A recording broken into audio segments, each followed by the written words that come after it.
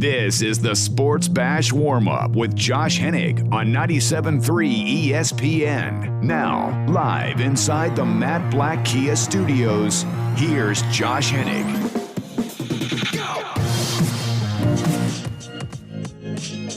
Talk to people, and he did say months ago that he was working out 6 days a week. You know, people were always raving over him. So, you know, this time we'll see, you know, what it's like. And if he is motivated, I think that the Sixers are going to be hard to stop with him, you know, being in tip-top shape, if he is in tip-top shape. That was Keith Pompey yesterday on the Sports Bash with Mike Gill. If Embiid's in shape, Sixers tough to beat. Josh Hennig, the warm-up, 97.3 ESPN. Text board is open as always at 609-403-0973. Jason Blevins, our new 97.3 ESPN.com Sixers writer and insider, will join me coming up at 1:20. We got a lot of Sixers and NBA to get into throughout the show today, as we are approximately just a couple weeks away from the players landing in Orlando and trying to get this thing up and running. So if they do get it up and running, what can we expect from the Sixers? We'll get into all that with Jason Blevins coming up, 1:20 here on 97.3 ESPN. And one of the things with the Sixers, when they get back on the court, aside from the fact that we haven't seen anybody play basketball for basically 4 months by the time they get back on the court, is the fact that the last time we saw the Sixers, they weren't even a whole basketball team. Ben Simmons was injured. The team had only played several games together as a starting unit. We know the unit now has changed. Al Horford's not coming off the bench. Shake Milton, we expect to be in the starting lineup. There's all these changes and variations to what's going on with the Sixers. And when you think about the 76ers, hasn't that been the story of this entire organization for weeks on end now? The fact that the Sixers haven't had a consistent roster or lineup for more than a few months at a time. So when you think about what the Sixers are going to look like going forward, there are a few things that we do know. We know they have Joel, and we know they have Ben Simmons. And having those two guys is the great equalizer for why we believe this team can be a contender. But when you think about who else is playing with them, I think it was a great conversation that Keith Pompey had with Mike Gill on the Sports Bash yesterday, because there is something to be said that the most key X factor for the Sixers playoff run might be Shake Milton. Because you look at how the Sixers were playing him before everything shut down for COVID-19. You look at his minutes and how much he was playing on the court during those last few weeks. From January 22nd to March 11th, which was the last Sixers game before the shutdown due to the pandemic, Shake Milton was averaging 25 and a half minutes per game. He was averaging 12.8 points per game, 3 assists per game, a steal per game. He was productive in the minutes he was giving you. And even though he was only shooting just over 4 threes a game, he was averaging 51.2% from three. So Shake Milton showed you during the stretch of games from January 22nd to April 11th that he can be a very viable contributor to this basketball team. And as Keith Pompey said yesterday with Mike Gill on the Sports Bash, he talked about how Shake Milton can be a complement for Ben Simmons and Joel Embiid on the court. When you have Shake Milton in that starting lineup, you know, it's not like you're saying, okay, Shake, we need you to carry us. and then other teams' best defenders are going to be on Shake and defend him. No, it's like he's going to be a complement player to Joel, Ben. So it's one of those things where I think he can be that guy for him. I don't know if he can be it years from now, but right now I think he's their best option. And I don't really care about years from now, right now. Listen, we're not having a conversation about the Sixers team a year or two from now. Listen, we've spent months now exhausting the conversation about the 76ers' future.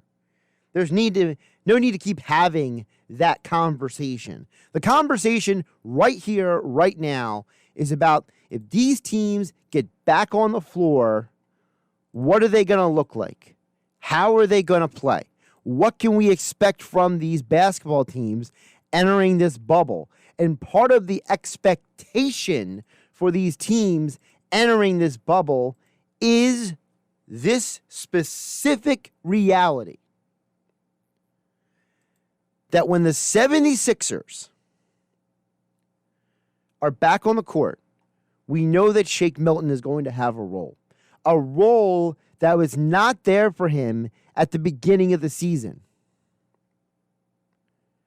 When the calendar flipped from 2019 to 2020, before 2020 ever began,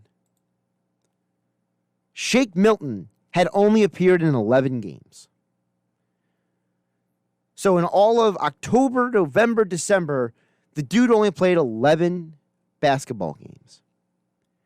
And by the way, before he started playing consistently in the rotations on the 22nd of January, he had only appeared in one game in January previously. So there's something to be said for the fact that the Sixers team that we saw at the beginning of the year, the Sixers team that I thought after the first few games had a chance to be a championship contender, a Sixers team that I thought could play the kind of defense that differentiate themselves from the rest of the league, and then got away from that and became a discombobulated, inconsistent roller coaster ride that it was for the majority of the rest of the season. Shake Milton was not a part of that lineup. And now, with Al Horford coming off the bench, Shake Milton, as we anticipate being inserted into the lineup, a guy who can do a little scoring for you. Since he started becoming a regular part of the rotations, he's shooting 51% from three. You need him to be an impact player. And as Keith Pompey explained yesterday on the Sports Bash with Mike Gill, Ben Simmons can play with Milton. And Pompey explained what playing Milton and Simmons together on the court would look like. Yes, Ben Simmons is going to be the point guard. He's going to be listed as the point guard. But as I see it, there's going to be times where Shake Milton brings the ball up. Ben Simmons is going to be stationed in a high post. Shake's initial pass is always going to be to Ben Simmons. And then Ben Simmons is going to quarterback the gym. You know, that's how I see it. Now, it could change, but to me, that's the things they were doing, you know, before Ben got hurt. And they had a lot of success with it. The key's at the end. They had a lot of success with it. For any of us who watched the documentary, the Michael Jordan Last Dance documentary, who was handling the ball many times coming up the floor for the Bulls? It was Scottie Pippen. In the 90s, you had guys who were forwards, like Grant Hill, who were basically primary or secondary ball handlers on a lot of teams. This idea of having multiple ball handlers who are not all point guards on an offense is not something new, but it is something that we know can win. Just this past decade, every NBA team has had multiple ball handlers. Every single champion has had multiple guys on an offense who can handle the basketball. Whether it's a team like the Raptors, who basically have 2 point guards and Fred VanVleet and Kyle Lowry, along with having the ball go through Kawhi Leonard when the Raptors won the championship. Whether it's LeBron and Kyrie Irving, LeBron, Dwayne Wade, and Mario Chalmers with the Heat. Whether it's the Warriors with Steph Curry and Draymond Green, Draymond functioning as a point forward in that offense. Remember, Steve Kerr is from 2 teams that played with multiple ball handlers, the Bulls in the triangle offense, and he played for the Spurs. So he's seen different variations of this as well. Speaking of the Spurs, Manu Ginobili and Tony Parker, multiple ball handlers, multiple guys who would bring the ball up the court and set up the offense. When the Mavericks won over the Heat, they had Jason Kidd, but they also had J.J. Barea. They also had Jason Terry. They had multiple guys who they could ask to bring the ball or reset the offense. So the idea of Shake Milton and Ben Simmons playing together is not foreign at all, and frankly is probably one of the smartest decisions the Sixers have made. Now, Keith Pompey also explained yesterday on the Sports Bash with Mike Gill that the role that Shake Milton would play is partly what the Sixers wanted Markelle Fultz to be when they drafted him originally. When you look at Shake, you need a guy on the floor who can stretch the floor. You need another ball handler. And I'm not making comparisons or anything like that, but Shake Milton is kind of like a poor man's Markelle Fultz in their eyes. And what I mean by that is he's a guy he's a point guard, but he can also play off the ball, and he's a guy who can stretch the floor. And that's what they wanted from Markelle Fultz when they drafted him. They couldn't get it from Markelle, but they can get it from Shake. And at least for the Sixers, when they return in the NBA bubble, if all things go as hoped and planned and wished for and etc., I think a team that has Milton and Simmons on the court together can be a problem for a lot of teams in the Eastern Conference. As I've mentioned previously here on 97.3 ESPN, when you're playing teams like the Celtics with guards like Kemba Walker and Marcus Smart, when you're playing teams like the Bucks with George Hill and Eric Bledsoe, when you're playing these teams in the Eastern Conference like the Raptors with Lowry and VanVleet, you don't really want Ben Simmons to be forced to guard those players. Ben Simmons may have an advantage in the post over other guards, but he doesn't have the advantage purely defensively. We know Ben can guard all 5 positions, but he does have some trouble at times guarding, and all the Sixers have had this problem for a few years now, with guarding the faster, quicker, shorter, smaller guards who can score in bunches. So if you have a guy like Shake, who during the stretch has averaged about a steal per game, a guy who's shooting 51% from 3, a guy who doesn't need the ball in his hand to be an impact player. He's not a ball hog. He's not a guy who demands to be the scorer on the team, a guy who has shown the willingness and the ability to defer to other players and to play along in the team environment of the 76ers. He may just be the X factor. If you have hope of the Philadelphia 76ers getting to an NBA Finals in this NBA bubble extravaganza, then Shake Milton may be the guy that you have to push your chips to the middle of the table and say, here we go. And Shake, we trust. Because we know that Joel Embiid and Ben Simmons have shown you the ability to get to the postseason. But getting past the second round has been a problem for a multitude of reasons. And one of those reasons has been having another guard out there to take the pressure off of Simmons. But maybe not a guy like Jimmy Butler, who is as demanding of taking shots and having the ball in his hands constantly. Just a secondary ball handler to work with Ben Simmons. Shake Milton can be that guy.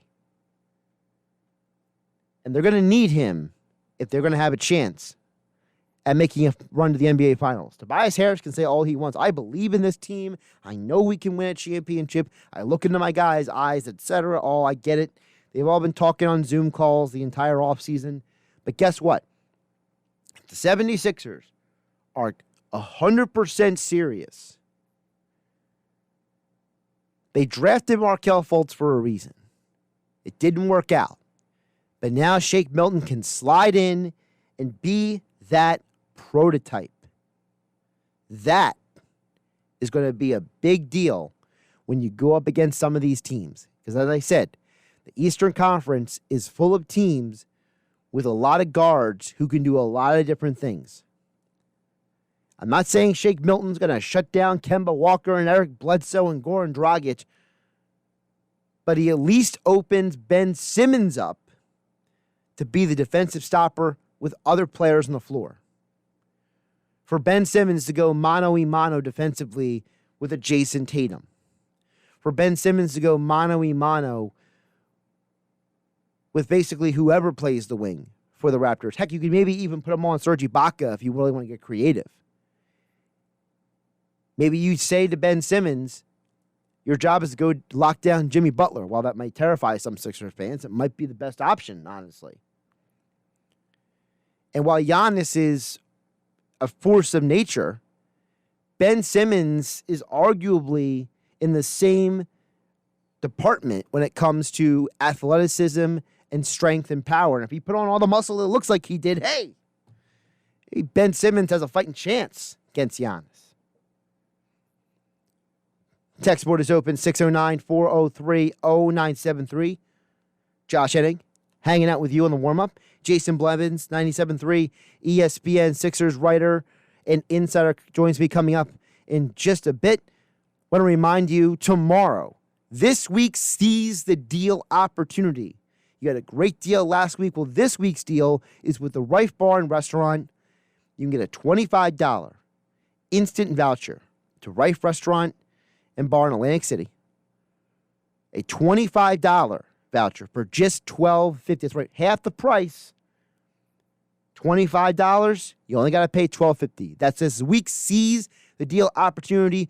Don't miss out. Last week sold out quickly. This week, tomorrow, 9 a.m., the deal goes live with Seize the Deal. For more information, go to 97.3 ESPN app to get more details. Talk more Sixers with Jason Blevins next here on the warm-up on 97.3 ESPN FM and the 97.3 ESPN mobile app. Josh Hennig back here on the warm-up on 97.3 ESPN. You can your text a little bit later this hour at 609-403-0973. But joining me now on the World Wakanda hotline, he's not new to the Sixers, but he's new to us. Jason Blevins here, joining us now. Hey, Jason, Josh, how you doing today? Thanks for having me.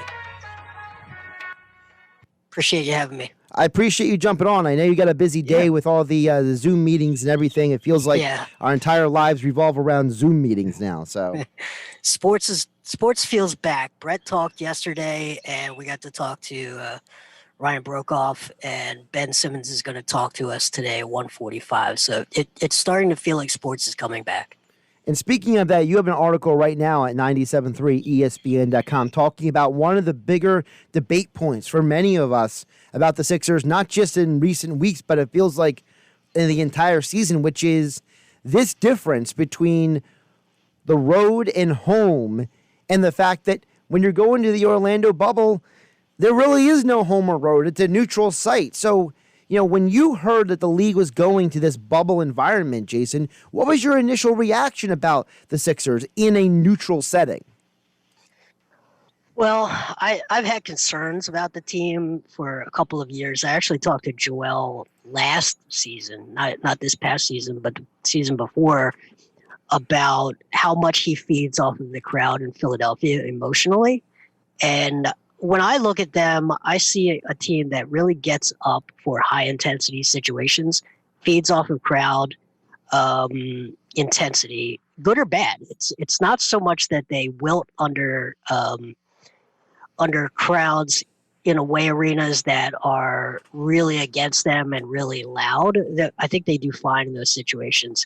It's places like Orlando, it's places like Atlanta, it's arenas that, or DC, that lack an energy that I think they struggle to provide it themselves. So one of my big fears is when you have no fans in the arena and you've got a few hundred people around, can they manufacture that intensity themselves and that energy consistently, and especially down the stretch? Or do some of the clunky parts of what makes them unique as a team start to fracture? So, I'm concerned about that. I think it's a valid concern. I think it's something they talk about. Brett talked about it yesterday. Ben Simmons has said in the past that they're afraid to lose at home. And I think it's a valid concern. Now, you mentioned the fact that there would probably be not many people in the building when they're playing these games. We've seen a lot of video of Ben Simmons in empty gyms, Joel Embiid in empty gyms. Everybody looks good in an empty gym with almost barely anybody guarding you. So is there an element maybe where if they're only going to have their peers around them, there's almost nobody else in the gym, that the entire dynamic of some of the games will be? Yeah, I think it's just going to be totally different. If you watch The Last Dance on ESPN, was it last month, 2 months ago? Mm-hmm. One of the most interesting parts of that, I thought, was talking about the Dream Team practices heading into the Olympics and how intense those practice games were. And there are a lot of people that say that was the best basketball that's ever been played in those practice environments in front of no one, right? Because it's sort of Team A versus Team B, Jordan's team versus Magic's team in an empty gym. So if you get that sort of like block out all distractions and the competitive juices and fire come out, you can see some really great basketball.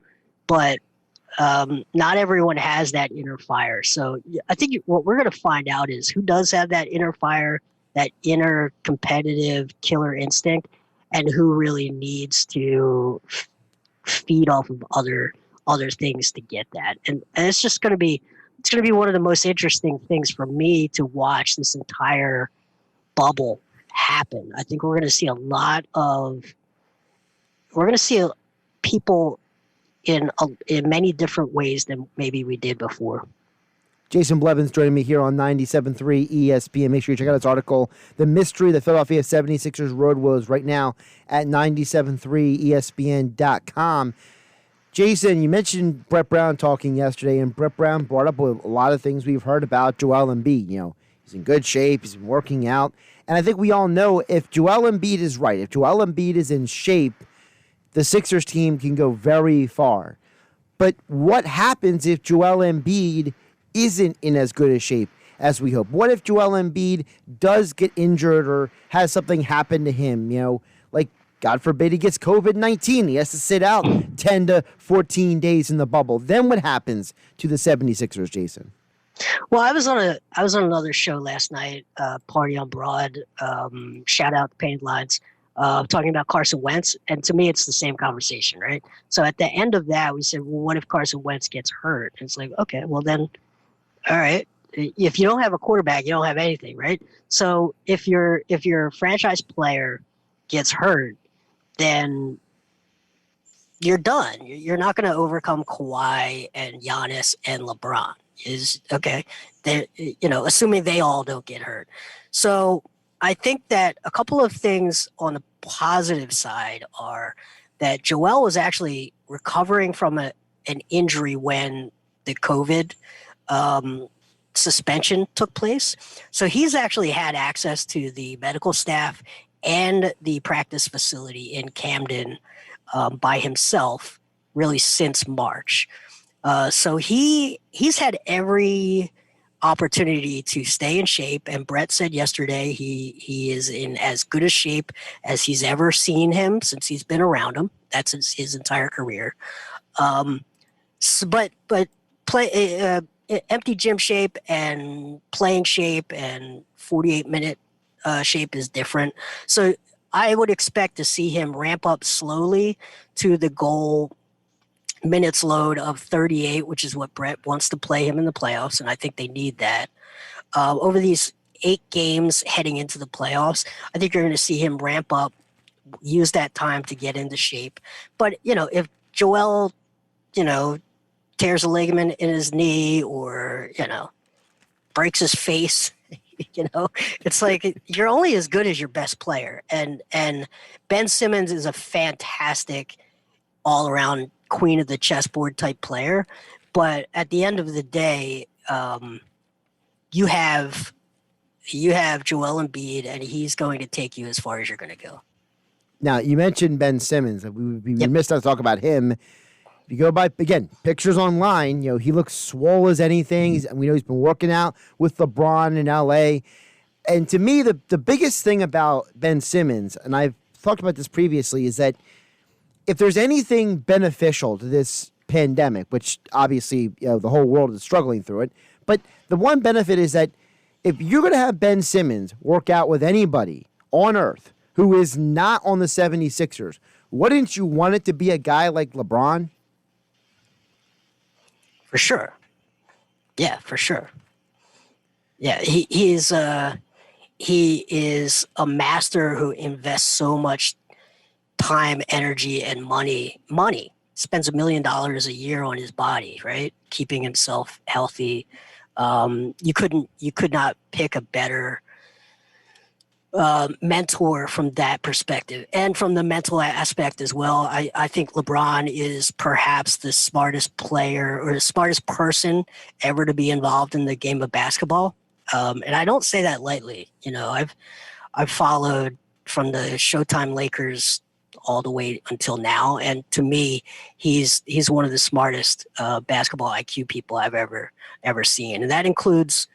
I think Pop is right there, but I'm including coaches and players in that. So, on both sides, on the really how to take care of your body, how to prepare your body, the medical side and the mental side, I think Ben has chosen really well in his mentorship.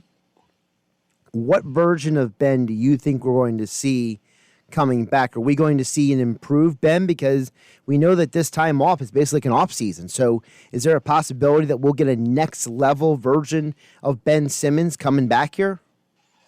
Yeah, I think that's going to really depend. And Brett talked about it yesterday. He wants to utilize Ben in a much more versatile way in the half court offense than we really saw at the beginning of the season and the last 2 seasons of his career, previous 2 seasons of his career.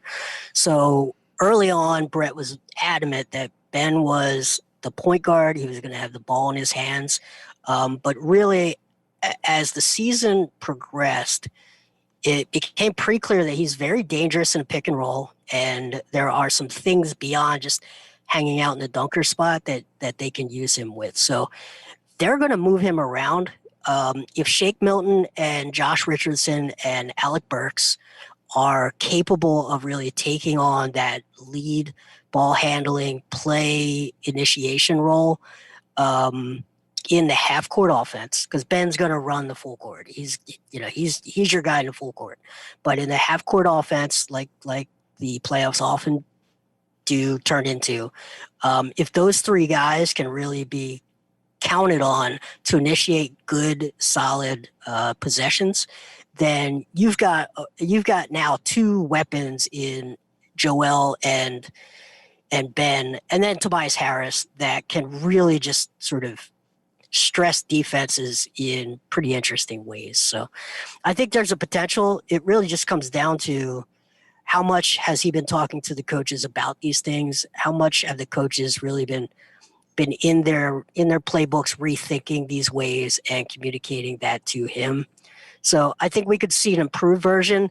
I'm purposely not discussing the thing I think most gets discussed, because I wouldn't have any expectations that you're going to see improvement in the area that is most discussed. Jason Blevins joining us here on the Boardwalk on the hotline on 97.3 ESPN. Make sure to follow him on Twitter at JBlevinsNBA for all your Sixers and NBA coverage. He's now part of our team here at 97.3 ESPN. Jason, I think one of the things that's also been talked about since the schedule release has been the fact that the Sixers have the second easiest schedule of all the 22 teams heading into this bubble environment. So does that easy schedule benefit the Sixers, or is that an opportunity for them to maybe experiment with the starting lineup? What do you think is going to be the real value of having a quote-unquote easy schedule? Yeah, I think it's completely unpredictable. I think you're going to see different teams approach these games in different ways, and it's all going to come down to who's showing up. A lot of teams are having guys opt out. Who's in shape? Who's playing their way back in shape? You're going to have a lot of high variance games. I think teams that rely on catch and shoot, rhythm, 3-point shooting, it's going to be really interesting to see if they walk into something that is restarted so quickly and have that sort of cohesion and timing. So I think it's really hard to predict. Normally, I am very much an analytics person. I don't like the mid-range jumper off the dribble. I think that, that's the kind of stuff that gets you bounced often in playoff series. But early in this, those are the kind of shots where I could see teams that are willing to take those can just have more consistency offensively, and teams that are really trying to do the penetrate and kick, like Milwaukee, might really struggle from deep. So the Sixers, they play a lot of different ways. If Joel walks into those 8 games and is already in shape, then you've got a guy who can draw fouls, pound the ball down low, get close shots at the rim. You've got a downhill player, Ben Simmons. If they play defense, they force turnovers, they could run a lot of people out of the gym. But if they get caught in half court and they have to rely on Korkmaz and Brokoff and Tobias and Mike Scott to reliably hit threes to win games, then I think you're going to see a lot of variance, and they're going to lose games by going 7 for 29 from 3.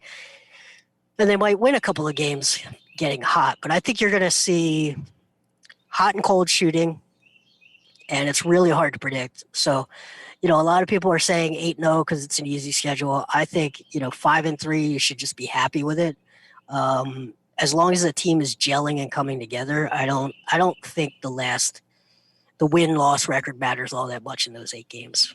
It's interesting you mentioned about the play of the other teams we're going against, because I had Dave McMenamin on the show earlier this week, and he mentioned the fact that, he expects a lot of teams to play sloppy, and that could play into the Sixers' hands because the Sixers are good defensively. You mentioned you're an analytics guy. We know the Sixers are among the best in the league in points allowed per game, one of the best in defensive rating. So is that maybe something the Sixers can get back to? We saw at the beginning of the year how good they were defensively.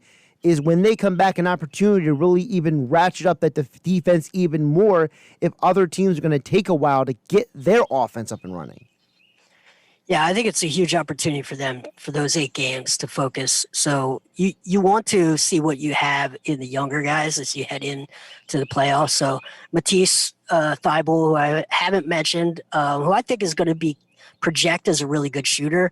You don't know that you can count on offense from him in the playoffs as a rookie, but in these 8 games, he's exactly the kind of guy that can punish people in passing lanes and really force turnovers.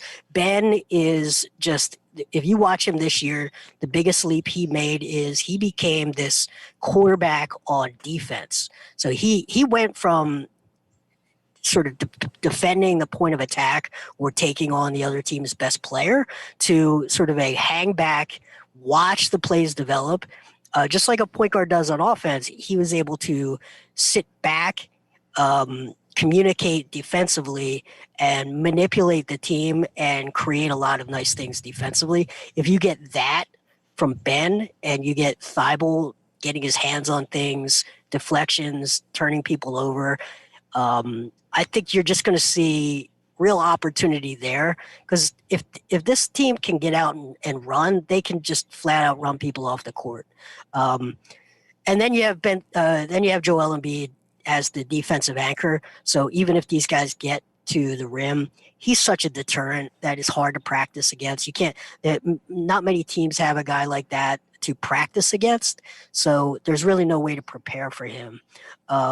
So I think defensively they could absolutely really just be dominant if they communicate, if they stick together. And yeah, teams that rely a lot on passing and motion and timing, I think will absolutely struggle. There will be a lot of sloppy play in that regard. Jason, I know you got the Ben Simmons call a jump on, but real quick before I let you go, Yep. I did want to ask you about Shake Milton. I talked about it when I opened up the show. From January 22nd to March 11th, he was averaging 51% from three. He was averaging about a steal per game. What kind of impact can he have on this Sixers team heading into this bubble environment? Yeah, so a couple of things about Shake. I also cover the Bluecoats. I cover both teams. I'm a sort of the two-way beat guy. So I've seen Shake since his first day in camp. And the thing that people I think they'll learn about him is he is incredibly peaceful of mind.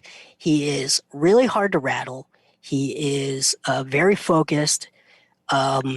He's not like a young player that you think about. And Brett said he's worried about putting young players in the playoffs, but this is a guy who is very mature. He was always a leader at the high school level, at the college level, and he has developed really well. Now, is he a 50% scorer from three? No, but he did lead the G League in his rookie year in scoring. He was a 36% shooter from three in the G League his rookie year, but a lot of that was off the dribble. Not very much of that offense was created for him. He is a pure shooter. He is very good. When he gains some explosiveness in the lower body, he's going to be a fantastic player. Like that 4-year deal that he signed was a fantastic deal. It's going to be so important for them to have those kind of guys on those minimum contracts.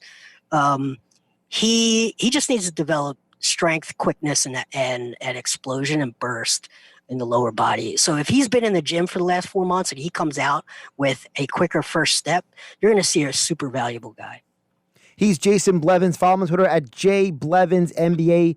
He's now part of our 97.3 team. He's our Sixers insider. You can check out his work at 97.3ESPN.com. As all guests, he appeared on the Boardwalk on the hotline. Jason, I appreciate your time, and I want to officially welcome you to the team. Thank you. Really happy to be here. Thanks again. Absolutely. Josh Hennig here on the warm-up 97.3 ESPN. We'll get your text messages coming up next, 609-403-0973 to get on the conversation. What are your thoughts on the Sixers as they enter the bubble? Jason brought up a lot of great points there. We'll get to them coming up next right here on the warm-up, leading up to the Sports Bash live from the Hard Rock in Atlantic City. That's right, Mike Gill, Hunter Brody, live on location at the Hard Rock. Coming up starting at 2 o'clock right here on 97.3 ESPN FM and the 97.3 ESPN mobile app. Josh Hennig back here in the Matt Black Kia studios.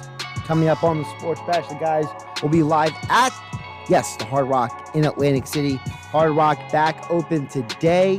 And Mike Gill and Hunter Brody will be on site broadcasting live, talking all things Sixers, NFL, and more. Busy show for them today. Of course, Daryl Reynolds joins the guys coming up at 3 o'clock. Ben Strauss, sports media reporter for the Washington Post, joins them at 3:15. Football at 4 with Adam Kaplan. All that and more coming up. Mike Gill, Hunter Brody live at the Hard Rock in Atlantic City. Sports Bash on 97.3 ESPN. By the way, speaking of Atlantic City, I want to remind you that this week's Seize the Deal opportunity is at the Rife Bar and Restaurant in Atlantic City tomorrow morning, 9 a.m. Don't miss out on your opportunity to get a $25 instant voucher for the Rife Bar and Restaurant in Atlantic City for just $12.50. That's right, $25 voucher for just $12.50. The Rife Bar and Restaurant, they gave us some food yesterday. It was incredible. So when I talk about mahi tacos, hangover burger, bone-in chops, seared scallops, and more, it is well worth your time. You're going to love it. It's great food, a great time, outdoor setup, and everything right there at the Rife Bar and Restaurant in Atlantic City. Seize this deal. $25 voucher for just $12.50 starting tomorrow morning. Do not miss out on this deal. This seize the deal opportunity starting tomorrow morning at 9 a.m. For more information, check out the 97.3 ESPN mobile app. So Jason Blevins hit on a lot of different things, and I wanted to kind of touch on a couple of them specifically. One of them being about Shake Milton at the end there. He talked about how, if Shake Milton comes out of this 4-month hiatus, stronger in the lower body, more explosive, more physically built for the NBA, how dangerous he can be. And I think it's not a small thing to overlook. It's something that Mike Gill has talked about on the Sports Bash, and that is when you think about what has happened with the NBA and, throwing out, the what ifs and everything else, just focusing purely on basketball, you think about the fact that you're going from March 11th to July 30th. So you're talking about a 4-month run. Well, if you have a team go to the NBA Finals or go deep in the postseason, their offseason is usually 4 months. The 76ers get knocked down in the second round. So they got June, July, August, all off. And then they have the end of May and the beginning of September to ramp up for the season. That's a 4-month run. You're literally giving players an off season and then coming back for a new mini season. And that's something Mike Gill and others have brought up. And I think it cannot be overlooked that if guys like Shake Milton and Ben Simmons and these other players come back improved, what if Matisse Thybulle all of a sudden becomes a reliable three-point shooter? What if Thybulle and Shake Milton both come back stronger and more physically developed? What if Ben Simmons does start shooting threes? Or what if Ben Simmons becomes more of a finisher at the rim? What if Joel Embiid is working out 6 days a week and he's in the best shape of his life? And he actually gets to play a full postseason without any viruses or injuries or anything like that. This Sixers team could legitimately shake up the entire NBA postseason, because you look around at the other NBA teams. While every NBA team has specific threats to the 76ers, the majority of the Sixers' problems this year have not been the things that actually are going to be the problems in this bubble. There's going to be no road distractions. There's going to be no overnight flights. There's going to be no situations where you have to worry about traveling back-to-back days. You're not moving anywhere. You're just going to your hotel and back to the gym, and then maybe you go play golf and ping pong, and you play video games in your room. I think there's a powerful opportunity that, despite the fact that Giannis is on the Bucks, despite the fact that the Miami Heat have Jimmy Butler, despite the fact that the Celtics were looking really good before the pandemic hit, the Sixers have an opportunity to say, we are technically a year better. And if guys like Shake and Thybulle and Ben come out there and they're that much better and that much healthier and that much more improved, I don't think you can overlook the reality that the Sixers should be one of the top contenders for the NBA Finals.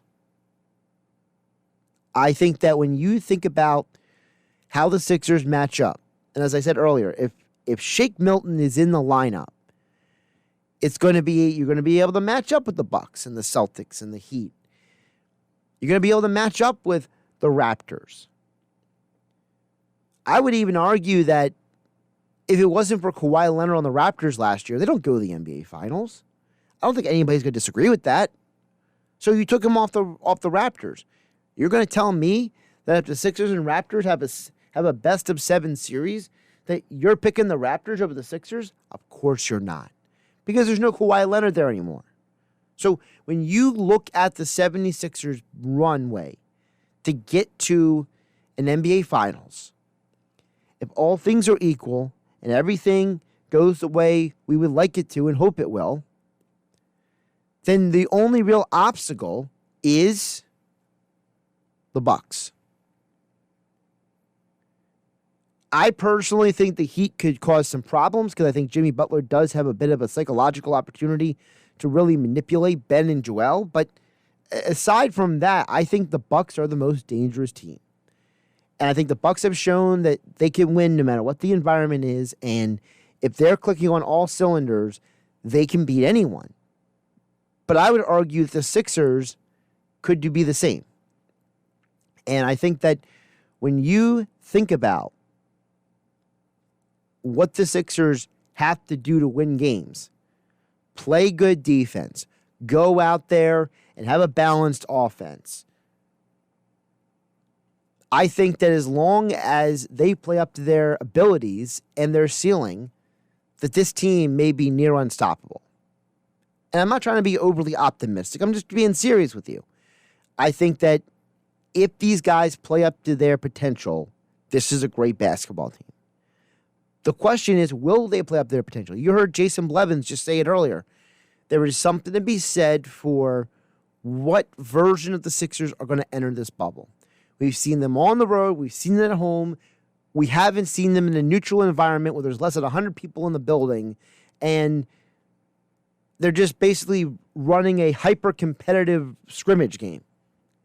That's what these bubble games are going to be. You know, you heard him bring up the Dream Team situation. Now, the Dream Team was some of the highest level of basketball those guys ever played with those practices. Well, this is going to be high-level basketball, but it's going to look like a practice, but it's going to be an actual game that counts against the standings. I think that if the Sixers play up to their potential, this team can go deep.